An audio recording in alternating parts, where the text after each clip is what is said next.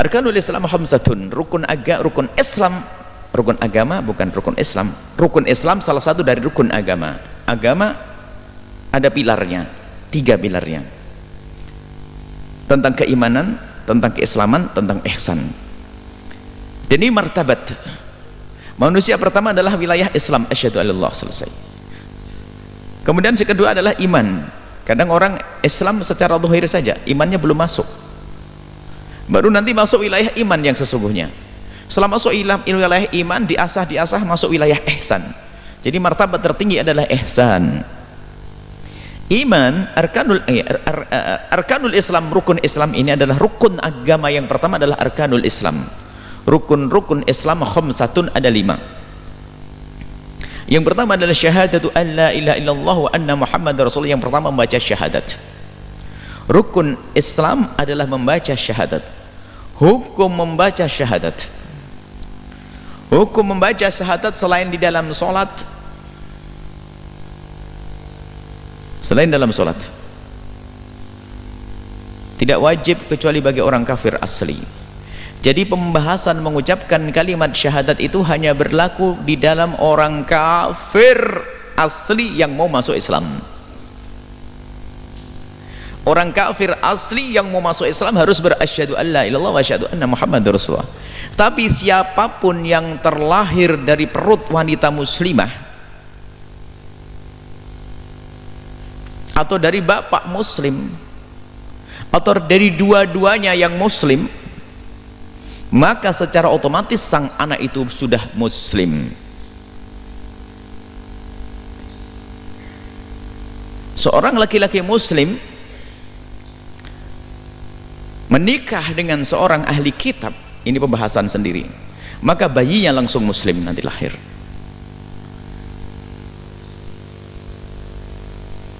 Suami istri kafir,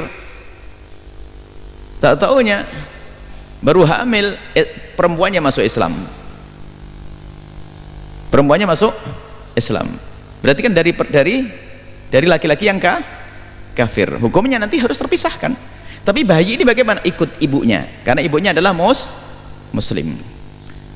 Maka kalau bapak ibu muslim, jelas anaknya muslim, biarpun tidak bersyahadat. Jadi bicara pembahasan mengucapkan kalimat syahadat hanya berlaku kepada orang yang kafir asli, atau yang kedua orang murtad mau kembali kepada Islam, mau kembali kepada Islam. Jadi pembahasan kalimat syahadat itu di situ. Dan kita tidak wajib mengucapkan kalimat syahadat lagi kecuali di dalam sholat saja, karena kita kewajiban sholat bertasyahud asyhadu alla ilaha illallah muhammadar rasulullah. Nah, di sana dibahas oleh para ulama bagaimana orang kafir itu hukumnya mengucapkan kalimat syahadat. Hukumnya adalah wajib. Orang kafir kalau mau masuk Islam wajib mengucapkan kalimat syahadat. Kalau belum mengucapkan kalimat syahadat belum bisa dianggap sebagai seorang muslim. Kalau belum mengucapkan kalimat syahadat belum dianggap sebagai seorang muslim. Wajib. Tapi dalam hal ini ada perbedaan pendapat, apakah perlu dijabarkan atau tidak. Tidak apa-apa sedikit masalah syahadat. Ulama mengatakan bahwasanya mengucapkan kalimat syahadat bagi orang yang kafir asli itu adalah, mereka mengatakan adalah syatrul imani atau syartul imani, syatrun lil imani atau syartul imani. Perbedaan antara syatrul imani dan syartun lil imani. Perbedaan di sini. Jumhur, kebanyakan ulama mengatakan bahwasanya ulama berbeda. Yang pertama mengatakan mengucapkan kalimat syahadat adalah syatrun lil imani, bagian daripada iman. Jadi iman itu separuh adalah mengucapkan kalimat syahadat, separuh adalah iman di dalam hati. Jadi kalau orang beriman di dalam hati belum mengucapkan kalimat syahadat, orang beriman di dalam hati. Pendapat yang kedua adalah mengucapkan kalimat syahadat bagi orang kafir asli adalah syarat.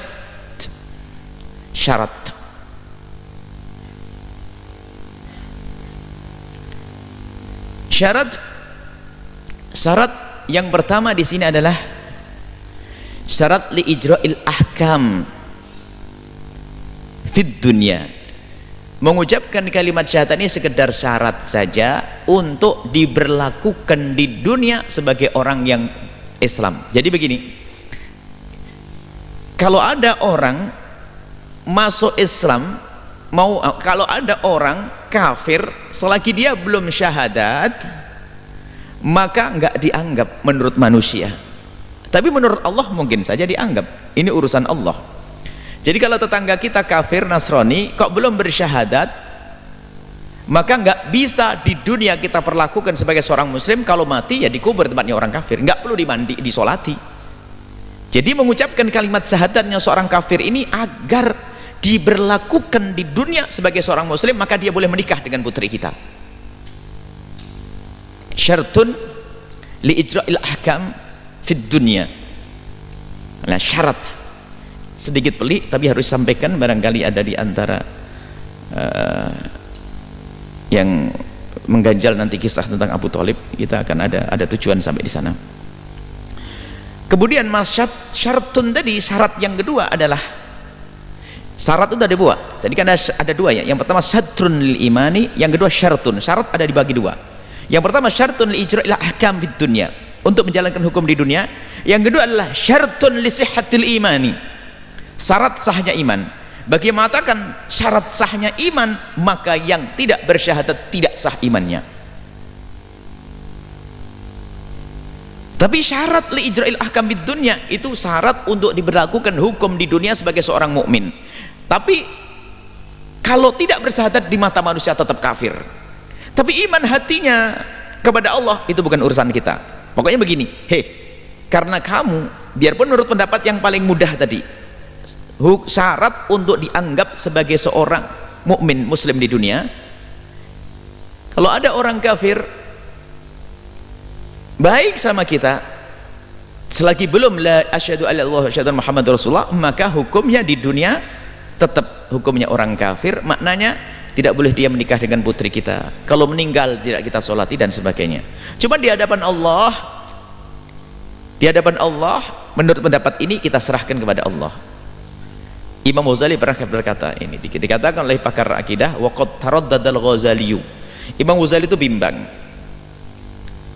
wa kaifa yukhalladu man kana fi qalbihi mithqalu dzarratin minal imani thumma lam yantiq bi syahadataini.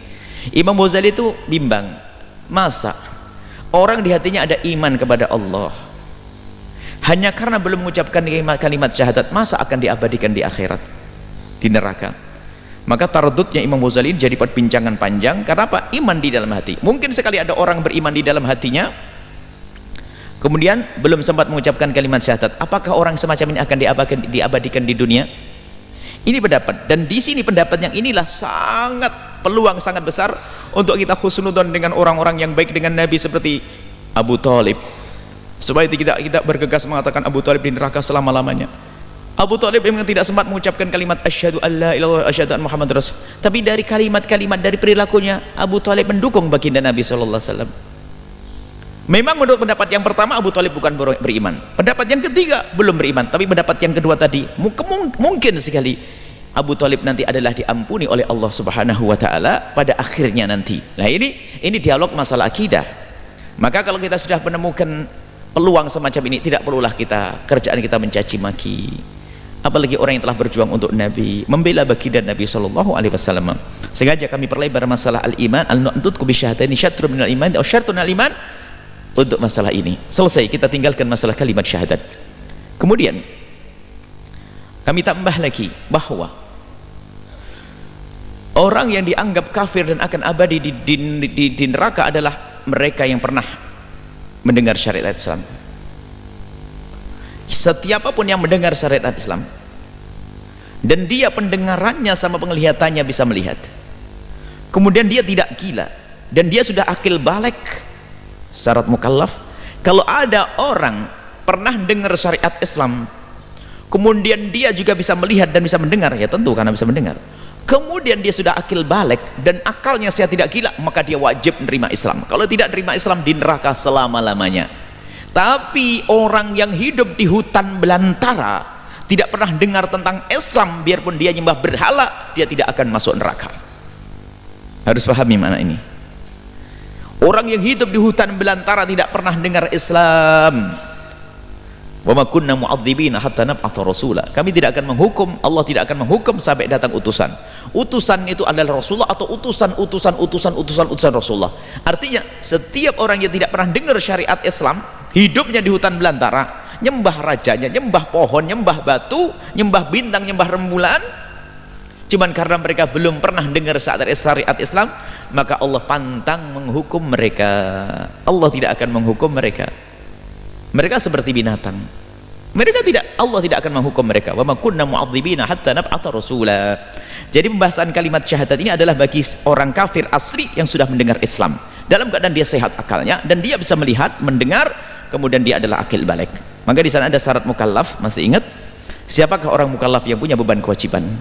Orang yang punya beban kewajiban mukallaf, Anda pikir diri Anda sendiri. Orang mukallaf adalah yang pertama adalah orang yang akil, orang balik, berakal, akil balik. Selagi belum balik dia tidak mukallaf, tidak punya beban kewajiban. Yang kedua adalah sehat, bukan orang gila, sehat akalnya, sehat akalnya. Maka orang gila ini tidak punya kewajiban. Orang dilahirkan dalam keadaan gila sampai mati umur 60 tahun dia enggak dihukum oleh Allah. Enggak sholat tidak dosa, enggak puasa tidak dosa, ngelakuin apa saja tidak dosa, orang gila. Yang ketiga adalah salamatul hawas, selamat pendengarannya, atau pakai kalimat atau, selamat pendengarannya atau penglihatannya. Asalkan salah satu, apakah bisa melihat atau bisa mendengar. Tapi kalau dua-duanya sudah nggak berfungsi, tidak bisa melihat, tidak bisa mendengar, maka orang tersebut tidak akan menjadi mukallaf, tidak dosa selamanya, karena dia tidak bisa mendengar perintah, tidak bisa faham pesan.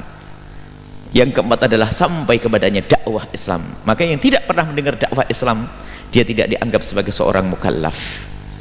Dia tidak punya kewajiban, tidak ngerti dakwah Islam.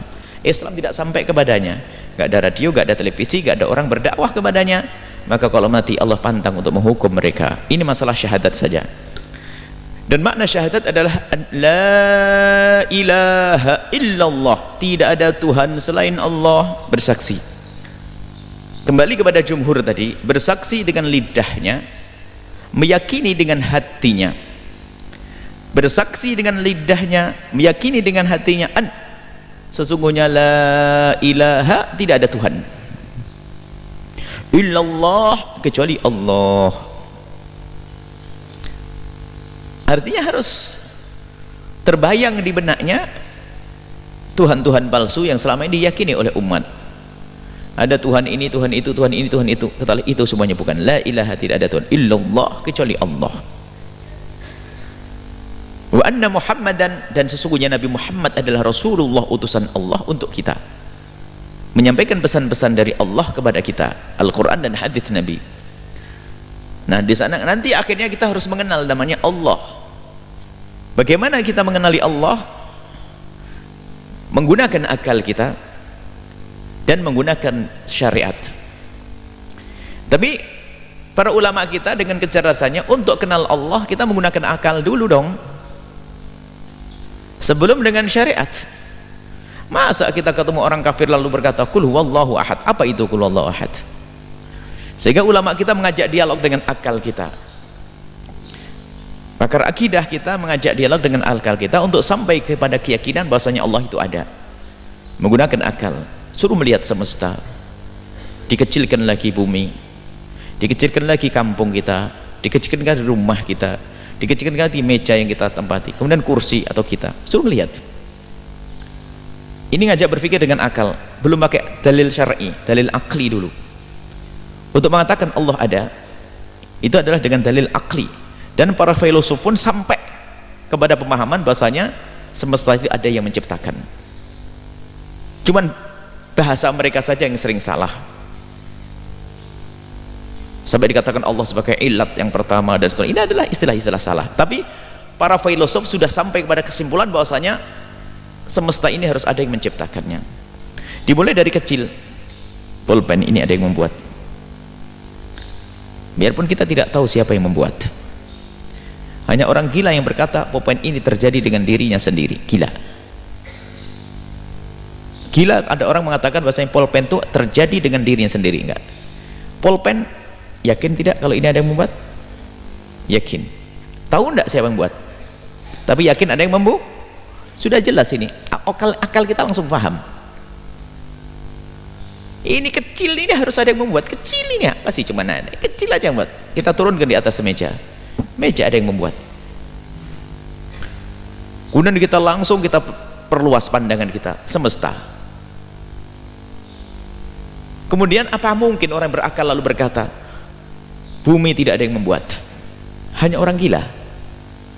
Dan pernah kita duduk dengan orang yang subhanallah lagi bingung, dia tidak percaya akan adanya sang penciptakannya. Oh baik, kenapa? Saya tidak bisa membuktikannya. Dia perlu bukti, mau dilihat dengan matanya. Saya ajak bicara masalah kue tadi, ini kue ada yang membuat tidak? Ada. Ini mah jelas, jelas kue ada yang membuat. Tapi kita kan tidak tahu siapa yang membuat. Mana? Dari mana Anda kok meyakinkan bahwasanya kue ini ada yang membuat? Ya ada, jelas. Tidak bisa jelaskan dia, pokoknya ada yang membuat. Karena kalau dia mengatakan kue nggak ada yang membuat, dia gila. Baik, kue ada yang membuat. Padahal Anda tidak tahu siapa yang membuat. Tapi kenapa yakin? Ya jelas, ini jelas, bahasanya jelas-jelas tok gitu. Baik. Orang yang berakal, kita ngikuti cara berpikirnya dia. Orang yang berakal akan mengatakan bahasanya saya tidak percaya kepada Allah karena apa? Tidak kelihatan. Dan alam pun tidak bisa menjadi bukti kalau itu adalah ciptaan Allah.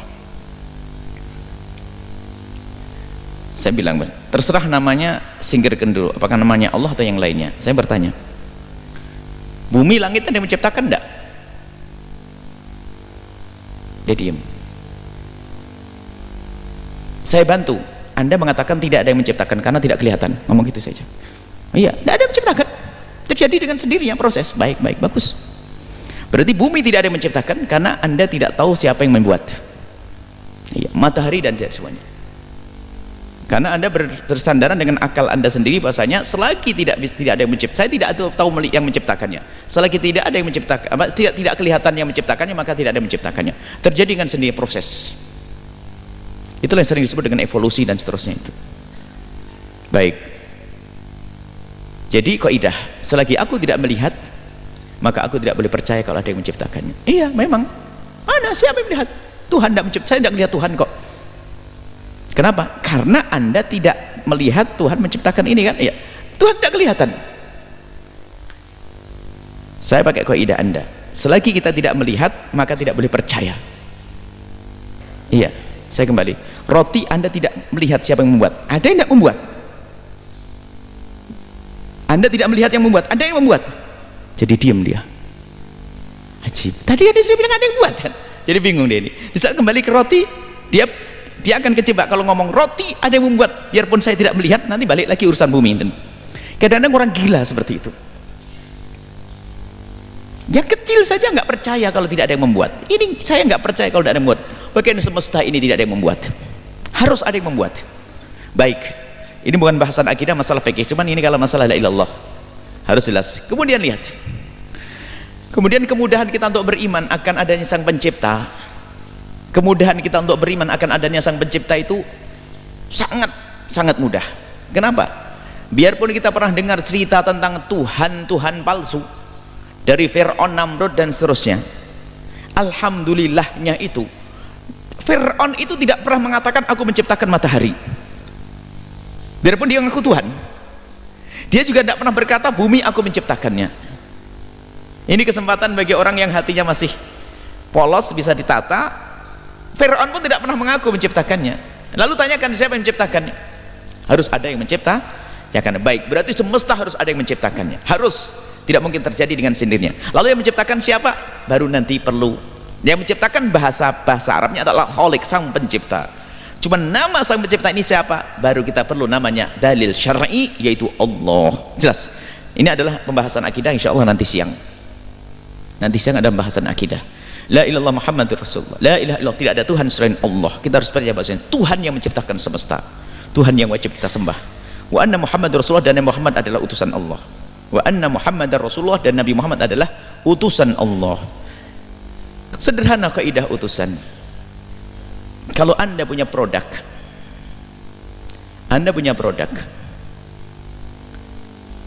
perusahaan mobil, maka untuk memasarkan produk Anda bagaimana? Anda memerlukan orang yang bisa memasarkan produk Anda dia adalah cerdas, pandai berkomunikasi, dan dia tidak boleh berbohong. Kalau berbohong merugikan produk Anda. Kalau Anda punya yang memasarkan itu marketing atau sales ya, marketing. Kalau Anda punya marketing misalnya marketing membohong, mobil Anda tuh mobil biasa harus pakai bensin sama solar, cuman karena marketingnya Anda itu marketing dungu agar tempat terjual, ini mobil istimewa, bahan bakarnya bisa dirubah dengan air. Berbohong kan ya? Merugikan perusahaan atau tidak? Merugikan. Setelah dibeli kasih air gak jalan. Maka marketing tidak boleh berbohong, dan dia harus cerdas menjelaskan, ngerti seluk beluknya mesin ini, ini stangnya, ini begini, ini, biar orang percaya. Dan harus dia lesannya fasih, cerdas, lesannya fasih dalam menyampaikan, itu orang faham. Ini urusan market dengan sebuah produk kita. Bagaimana dengan Allah Jalla Jalaluh, Allah yang Maha Agung? Tentu di saat mengirim utusan, maka utusan tersebut harus orang yang jujur dan cerdas nih beliaunya, fasih dalam menyampaikannya. Maka disimpulkan dalam sifat-sifat para nabi, sidik, jujur, nggak berbohong, tabligh, menyampaikan semua yang ia ketahui. Beliau ketahui. Fotona, cerdas, membidik pasar itu. Kalau dalam urusan perdagangan, amanah, tidak ada yang sembunyikan. Maka itulah Nabi Muhammad sallallahu alaihi wasallam. Wa iqamus salati, mendirikan salat. Nanti akan dibahas tentang salat. Wa ita'iz zakati, membayar zakat. Wa shaumi ramadhana, puasa di bulan Ramadan. Wa hajjul baiti, dan haji ke Baitul Haram, man istata'a ilaihi sabila, bagi orang yang mampu, punya kemampuan untuk haji. Nanti kemudian masalah salat, masalah zakat, puasa, haji, itu semua akan dicelentrehkan dalam bab sendiri. Tadi kami panjangkan urusan asyhadu alla ilaha illallah karena memang di sini tidak dibahas, sebab nanti langsung masuk bab fikihnya. Sampai di sini dulu insyaallah. Ini muqaddimah kitab Safinatun Najah karangan Syekh Salim bin Abdullah ibn Sumair. Semoga Allah memberikan kepada kita ilmu yang manfaat. Pertemuan yang akan datang adalah Arkanul Iman. Ini harus selesai, ini kita praktis. Kita mulai dari dasar. Kami mengharap siapapun yang ingin belajar fikih hendaknya mulai dari dasar dulu, karena nanti akan kami beri syarah dari fikih praktis yang selama ini sudah dipelajari oleh anak-anak. Makanya yang sudah pernah belajar fikih praktis, Anda akan menemukan begitu mudahnya ternyata membaca kitab teks lama, karena kalian sudah punya fikih praktis, anak-anakku semua, dan juga para pemirsa dimanapun Anda berada. Anda bisa mengambil dari fikih praktis yang pernah kami sebarkan, baik melalui video atau yang lainnya. Nanti akan kami gabungkan antara fikih tekstual dan juga pembacaan fikih praktis, insyaallah. Ini saja. Semoga Allah memberikan ilmu yang manfaat, memberikan pemahaman yang benar, menguatkan iman kita, memudahkan kita menjalankan syariat Nabi, panjang umur, Allah mengampuni guru-guru kita dan orang tua kita, Allah memberikan kepada para santri segala kebaikan, dan yang mengikuti acara ini segala kebaikan di dunia dan di akhirat, panjang umur, sehat afiat, husnul khatimah. Al-Fatihah.